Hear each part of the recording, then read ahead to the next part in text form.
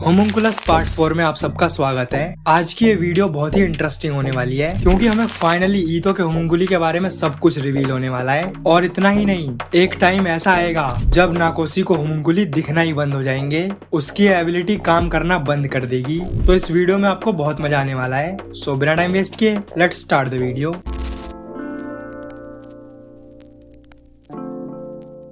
Last part में हमने देखा था कि फाइनली नाकोसी ने फिगर आउट कर लिया था कि आखिर ईतो के होमुंकुली का क्या मतलब है। उसने ईतो के रियल सेल्फ को पहचान लिया था एंड फिर उसने ईतो को कॉल करके उसे एक होटल में मिलने के लिए बुलाया था। अब आगे तो नाकोसी ने जिस होटल में उसे बुलाया था, ईतो वहाँ पहुँच जाता है। नाकोसी उससे बोलता है, मैंने सोचा है कि हमें अपने आउटर अपीयरेंस पर फोकस करना चाहिए, ना कि इंटीरियर पर, और तुम अभी जैसे दिख रहे हो वैसे नहीं हो। आओ मेरे साथ चलो, मुझे तुम्हें कुछ दिखाना है। अब यहाँ ईतो को कुछ समझ नहीं आ रहा होता है कि नाकोसी क्या बात कर रहा है, तो वो चुपचाप उसके साथ चला जाता है। नाकोसी उसे अपने रूम में ले आता है। वहाँ वो उसे लड़कियों के कपड़े देता है और उससे बोलता है, तुम इसे पहन लो। जो सुन के ईतो एकदम गुस्सा हो जाता है कि क्या तुमने मुझे यही सब करने के लिए बुलाया है? तो नाकोसी बोलता है हाँ। तो नाकोसी बोलता है हाँ, मैं तुम्हें सुंदर बनाना चाहता हूँ। तो ईतो बोलता है, मिस्टर नाकोसी, मैंने आपको पहले ही बताया है कि मैं गे नहीं हूँ और ना ही मैं एक क्रॉस ड्रेसर हूँ, मैं ये नहीं पहनूंगा। तो नाकोसी बोलता है, हाँ मुझे सब कुछ पता है, मैंने बहुत मेहनत से ये सारा सामान इकट्ठा किया है, इसमें मैंने तुम्हारे दिए हुए सारे पैसे खर्च कर दिए, तो प्लीज बस अभी के लिए मेरी बात मान लो और एक बार इसे ट्राई करो। जो सुन के ईतो बिल्कुल चौंक जाता है कि उसने उसके दिए हुए पूरे 4 लाख येन इन सब चीजों में खर्च कर दिए। एंड ऐसे उनकी काफी कन्वर्सेशन चलती है, बट एट द एंड ईतो उन कपड़ों को पहनने के लिए मान जाता है क्योंकि जैसा कि मैंने बताया, नाकोसी ने अब ईतो के होमुंकुली का रियल मीनिंग पता कर लिया है। अब उसे पता चल गया है कि ईतो का शरीर तो एक लड़के का है लेकिन अंदर से वो एक लड़की है। और अभी ईतो इस बात को एक्सेप्ट करने में बहुत डरता है कि लोग क्या सोचेंगे, उसके घर वाले क्या सोचेंगे। बट अब नाकोसी उसे हौसला देने की पूरी कोशिश कर रहा है, तो उसकी बात मान के ईतो उन कपड़ों को पहन लेता है। अब वो बिल्कुल एक लड़की लग रहा है। तो नाकोसी बोलता है, अब तुम काफी अच्छे लग रहे हो, एंड फिर उसे एक डिनर डेट पर चलने के लिए बोलता है। जो सुन के ईतो बोलता है, क्या तुम पागल वागल हो गए हो, ऐसे मैं कहीं नहीं जाऊंगा, वो तो तुमने बोला था इसलिए मैंने पहन लिया, मैं ऐसे कहीं भी नहीं जाने वाला हूँ। तो यहाँ नाकोसी फिर से उसे मनाता है कि बस एक ही ड्रिंक की बात है, एंड ईतो फिर से मान जाता है। एंड जब वो बाहर जाते हैं, यहाँ सब लोग उसे ही देखने लगते हैं, तो ईतो बहुत ही ज्यादा शर्माने लगता है कि लोग उसके बारे में क्या सोच रहे होंगे। यहाँ नाकोसी उसे बार बार मोटिवेट करता है एंड फिर फाइनली वो जैसे तैसे अपनी टेबल तक पहुँच जाते हैं और फिर वेटर उनके लिए ड्रिंक लेके आता है। लेकिन यहाँ ईतो अभी भी अपना सर नीचे झुका के बैठा हुआ है, आई मीन बैठी हुई है। उसे बहुत ही ज्यादा शर्म आ रही है, लेकिन वो ड्रिंक देखते ही जल्दी जल्दी पीना शुरू कर देता है। एंड फिर वो लड़कियों की तरह ही अपने बालों को झटकता है, यानी कि नाकोसी की मेहनत काम आई। अभी तो धीरे धीरे खुल रहा है। नाकोसी उससे बोलता है, यहीं से सब कुछ शुरू हुआ था, मैं अपनी कार में था जब तुमने मुझे कांटेक्ट किया था, उसके बाद तुमने मेरे सर में होल किया जिससे ये सब कुछ हुआ। यहाँ ईतो उसकी बात को इग्नोर करते हुए बोलता है, तुम्हें यही विग मिली थी, ये बहुत ही बेकार है, इसीलिए सब लोग मुझे देख के हंस रहे थे। तो नाकोसी बोलता है, तुम लोगों को अवॉइड क्यों करते हो, तुम उनसे आंखें क्यों नहीं मिला पाते हो, तुम्हारे बालों को कोई नहीं देख रहा है, तुम उनकी आंखों में आंखें मिला के उन्हें फेस करो। तो ईतो बोलता है, मिस्टर नाकोसी, क्या आप अपनी बात कर रहे हो? क्या आप ही वो नहीं हो जो दूसरों की नजरों से दूर भागता है, इसीलिए आपने प्लास्टिक सर्जरी करवाई? क्या आपने प्लास्टिक सर्जरी करवाने से पहले अपना चेहरा देखा था? आखिर आपने ये करवाया ही क्यों? आपके साथ ऐसा क्या हुआ था? और ये सब सुन के नाकोसी के पसीने छूटने लगते हैं। वो बोलता है, अब मुझे याद ही नहीं है कि मेरा चेहरा कैसा दिखता था। जो सुन के एक बार को ईतो भी चौंक जाता है कि कोई अपना चेहरा कैसे भूल सकता है। वो बोलता है, आप अपनी कोई पुरानी फोटो देख सकते हो, उससे आपको याद आ जाएगा। लेकिन यहाँ नाकोसी ने सर्जरी कराने से पहले अपनी जितनी भी पुरानी फोटोज थी उन सबको डिस्ट्रॉय कर दिया था, ताकि किसी को भी उसकी सर्जरी के बारे में पता ना चले। एंड अब क्योंकि काफी टाइम बीत चुका है, तो वो खुद ही अपना चेहरा भूल गया है। अब उसके साथ पास्ट में जरूर कुछ बहुत ही बुरा हुआ है, तभी उसने ऐसा किया। उसने अपने पुराने चेहरे को एग्जिस्टेंस से ही मिटा दिया ताकि उसे वो चेहरा दोबारा ना देखना पड़े। होपफुली आगे हमें उसका पास्ट भी देखने को मिलेगा। सो एनीवेज, तो ये सब सुन के ईतो भी हमारी ही तरह नाकोसी का पास्ट जानने में काफी ज्यादा इंटरेस्टेड हो जाता है कि आखिर उसके साथ कैसा ट्रॉमा हुआ था जिससे उसे ये सब करना पड़ा। फिर ईतो बोलता है, तो अब हम दोनों क्लियर हैं, तुमने मेरा होमुंकुली देखा और फिर मुझे लड़की के कपड़े पहनाए ताकि तुम मेरे होमुंकुली की वजह से अपना रियल सेल्फ सिर्फ जान सको। एट द एंड तुम ही वो हो जो खुद को नहीं समझता है। तुम्हें जो होमुंकुली दिखाई दे रहे हैं वो सब बस तुम्हारे वन साइडेड इल्यूजन्स हैं। इससे दूसरों का कोई भी लेना देना नहीं है। जो सुन के नाकोशी बोलता है, अगर मेरा तुम्हारे होमुंकुली से कोई रिलेशन नहीं है तो फिर उस गपी का क्या मतलब है? तो हमने देखा था कि ईतो के होमुंकुली में एक छोटी सी फिश भी थी। यहाँ वो उसी की बात कर रहा है। वो बोलता है, क्या तुमने कभी किसी गपी फिश को पाला था? और ये सब सुन के ईतो को कुछ समझ नहीं आ रहा होता है कि अचानक से ये फिश की बात कहाँ से आ गई। फिर नाकोशी उस गपी को ड्रॉ करके दिखाता है कि एक ऐसी फिश है जो तुम्हारे होमुंकुली बॉडी के अंदर है। और ये देख के ईतो एकदम गुस्सा हो जाता है कि तुमने मुझे ये पहले क्यों नहीं बताया? तुमने मेरे होमुंकुली के बारे में सब कुछ क्यों नहीं बताया? तुमने ये बात मुझसे छुपाई क्यों? एंड वो नाकोशी पे चिल्लाने लगता है। वो बोलता है, ये सब बस तुम्हारे इल्यूजन्स हैं, और क्या हो गया अगर मेरे पास गपी है तो? एंड फिर वो काफी गुस्से में नाकोशी पर चिल्लाने लगता है, जो देख के नाकोशी भी चौंक जाता है। अब यहाँ ईतो को ऐसे देख के तो यही लग रहा है कि मानो उसका और गपी का कोई पास्ट है, उसका कोई ट्रॉमा है, जिसके बारे में अभी हमें थोड़ी देर में पता चलेगा। यहाँ नाकोशी बोलता है कि मैंने भी कभी कोई गपी नहीं पाली थी, तो आखिर ये गपी क्यों दिखाई दे रही है? तो ईतो बोलता है, शायद से तुम भूल गए हो कि तुम्हारे पास कोई फिश थी, जैसा कि तुम अपने चेहरे को भूल चुके हो। या फिर ऐसा हो सकता है कि तुम्हारे फादर ने उसे फेंक दिया हो या उसे मार दिया हो। और ये सुन के नाकोशी समझ जाता है कि यहाँ ईतो अपने पास्ट की बात कर रहा है, क्योंकि हम जानते हैं कि नाकोशी ने खुद बताया था कि उसके फादर नहीं है। तो इसका मतलब यही है कि ये सब ईतो के साथ हुआ था। वो फ्लो में अपने ही पास्ट की बातें करने लगा। एंड फिर वो दोनों वहाँ से चले जाते हैं। नाकोशी अपनी कार में पहुंच जाता है और ईतो अपने फादर के पास। यहाँ उसने जो नई फिश खरीदी थी उसे वो अपने फादर के रूम में रख देता है और उसकी तारीफ करने लगता है। वो अपने फादर से बोलता है, सिएस्टा क्यूट है ना? एंड ये नाम सुनते ही उसके फादर के पसीने छूटने लगते हैं और तभी उनके हाथ से फोटो एल्बम गिर जाती है। तो ईतो तुरंत उसे उठाता है। यहाँ उसे पता चलता है कि ये उसी की एल्बम है। वो अपनी पुरानी फोटोज देखना शुरू कर देता है, लेकिन उन फोटोज में कोई छोटी लड़की थी। तो ईतो अपने फादर से पूछता है कि ये बच्ची कौन है? तो उसके फादर बोलते हैं कि ये तुम ही हो। एंड फिर वो उससे माफी मांगने लगते हैं, जो देख के ईतो पूछता है कि आप मुझसे माफी क्यों मांग रहे हो? तो वो बताते हैं कि हमारे पास एक गपी फिश थी।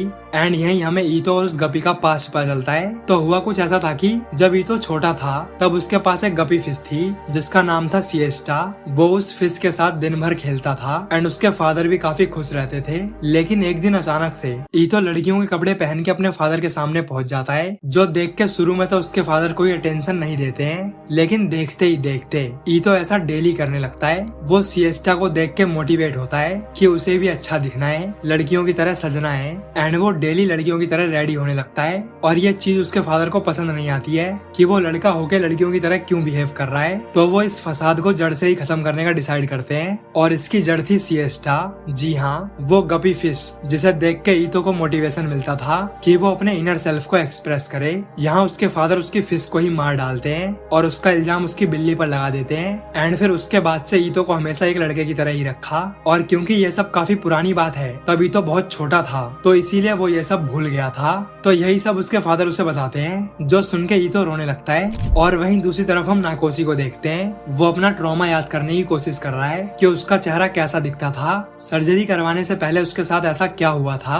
जो उसे प्लास्टिक सर्जरी करवानी पड़ी। एंड अब ये सब पता करने के लिए उसके पास एक ही रास्ता है, जी हाँ, उसके ये होमुंकुली। क्योंकि उन होमुंकुली से नाकोशी का ही रियल सेल्फ एक्सप्रेस होता है। तो वो जाके सभी लोगों के होमुंकुली देखना शुरू कर देता है ताकि उसे कोई ऐसा होमुंकुली मिले जो उसके पुराने चेहरे जैसा दिखता हो, जिसे देख के उसे अपना पुराना चेहरा याद आ जाए। तो वो सबके होमुंकुली को देखना शुरू कर देता है। तभी उसे एक बहुत ही गंदी स्मेल आती है, ये इन शूज में से आ रही है। तो वो उन्हें सूंघना शुरू कर देता है। और हम सब तो जानते ही है कि उसकी हियरिंग और स्मेल करने की सेंसेस कितनी ज्यादा तेज है। तो उसे याद आ जाता है कि उसने अपने पुराने चेहरे वाली एक फोटो अपने जूते में छुपा के रखी थी। तो वो तुरंत भाग के अपनी कार के पास जाता है एंड अपने सारे जूतों के अंदर चेक करने लगता है। और फाइनली उसे अपनी वो फोटो मिल जाती है, जो देख के वो काफी मायूस हो जाता है, क्योंकि उसने जैसा सोचा था वैसा कुछ भी नहीं था। उसका ना ही कोई ट्रॉमा था, ना ही फ्रस्ट्रेशन या फिर जॉय, नथिंग। यानी उसके साथ कुछ हुआ ही नहीं था। उसकी लाइफ बिल्कुल बोरिंग चल रही थी। तो उसे लगा कि अगर वो अपना चेहरा बदल लेगा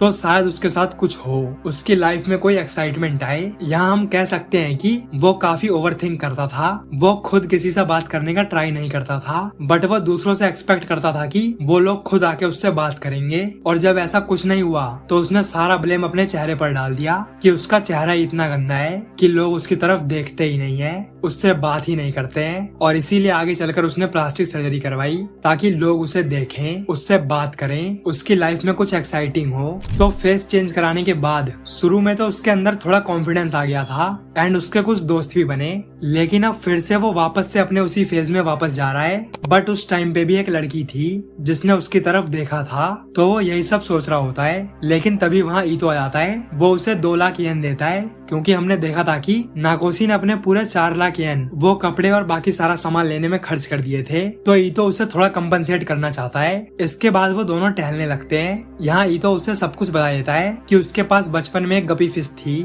जिसे उसके फादर ने मार दिया था, क्योंकि उन्हें नहीं पसंद था कि मैं एक लड़की की तरह रहूं। आगे वो ये भी बताता है कि आज उन्होंने मुझसे माफी मांगी। अब मुझे लगता है कि मेरे फादर के पास कुछ ही महीने बचे हैं, इसीलिए वो अपना ये गिल्ट उतारना चाह रहे थे एंड उन्होंने सब कुछ सच बता के मुझसे माफी मांग ली। आगे वो बोलता है कि अब जब मेरे फादर का केस टूट चुका है तो अब मैं अपनी मर्जी से सब कुछ करना चाहूंगा। मैं अपने ट्रू फॉर्म को एम्ब्रेस करना चाहूंगा, यानी कि वो लड़की वाली साइड को। फिर वो नाकोसी से पूछता है कि अब मैं कैसा दिख रहा हूँ। तो नाकोसी अपनी राइट आई क्लोज करके उसे देख के बताता है कि तुम्हारा होमुंकुली अभी भी पूरी तरह से नहीं गया है, बट तुम जैसे जैसे अपने रियल फॉर्म को एम्ब्रेस करोगे तो ये भी चला जाएगा। यहाँ नाकोसी बोलता है कॉस्मेटिक सर्जरी कैसी रहेगी, तो ईतो बोलता है ये आइडिया भी बुरा नहीं है। लेकिन फिर वो नाकोसी से पूछता है कि अगर सर्जरी से लोग खुश होते हैं तो तुम इस सिचुएशन में कैसे हो, तुमने अपना चेहरा क्यों बदलवाया और फिर तुम एक कार होमलेस क्यों बन गए। ये सुन के नाकोसी उसे अपनी वो पुराने चेहरे वाली फोटो दे देता है, जिसे देख के ईतो बोलता है मैंने जितना गंदा तुम्हें सोचा था तुम उतने भी गंदे नहीं दिखते थे, तो आखिर तुम्हारे साथ ऐसा क्या हुआ जो तुम्हें अपना ये चेहरा चेंज करवाना पड़ा।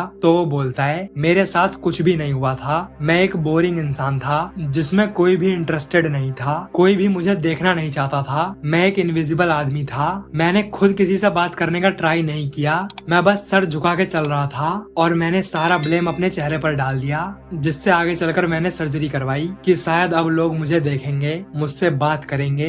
तो इनिशियली तो सब कुछ ठीक था, बट अब फिर से मैं अपने उसी फेज में वापस जा रहा हूँ। आगे वो बोलता है कि एक टाइम था सर्जरी कराने के कुछ महीने पहले जब मैं एक्चुअली एग्जिस्ट किया था। एक लड़की थी जिसने मेरे उस अगली चेहरे को भी देखा था, मुझसे बात की थी। तो ईतो पूछता है आखिर वो कैसी इंसान थी, तो नाकोसी बताता है वो एक ऐसी लड़की थी जो होमुंकुली देख सकती थी।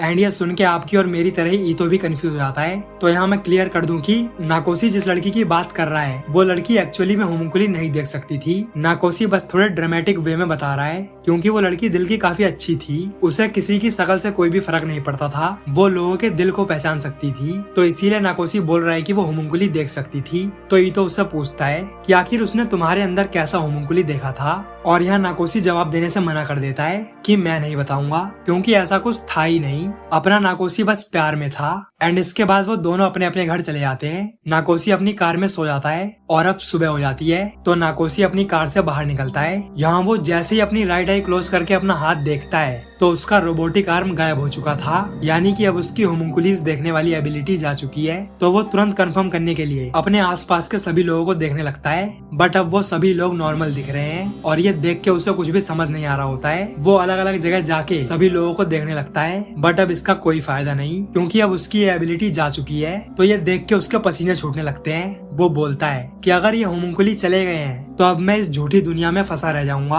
प्लीज मुझे ऐसे अकेले छोड़ के मत जाओ। और इसी के साथ इस वीडियो को यहीं पे रैप अप करते हैं। तो इस वीडियो के साथ हमने होमुंकुलिस की टोटल 11 वॉल्यूम्स कवर कर ली हैं। अब बस 4 वॉल्यूम्स बची हैं, जो मोस्ट प्रोबेबली 2 से 3 वीडियोस में खत्म हो जाएंगी। तो मिलते हैं होमुंकुलस पार्ट 5 के साथ, जहां हम देखेंगे कि आखिर नाकोसी के साथ ऐसा क्यों हुआ, उसकी ये एबिलिटी चली क्यों गई, और क्या अब ये एबिलिटी दोबारा वापस आएगी भी या नहीं। So see you in the next part. ऐसी और भी वीडियोस देखने के लिए आप मेरी इन वीडियोस को जरूर चेकआउट करें। आई होप कि आपको ये वीडियो पसंद आई होगी, और अगर आपको ये वीडियो अच्छी लगी तो वीडियो को लाइक और चैनल को सब्सक्राइब जरूर करें। So thanks for watching this video. मिलते हैं नेक्स्ट वीडियो में।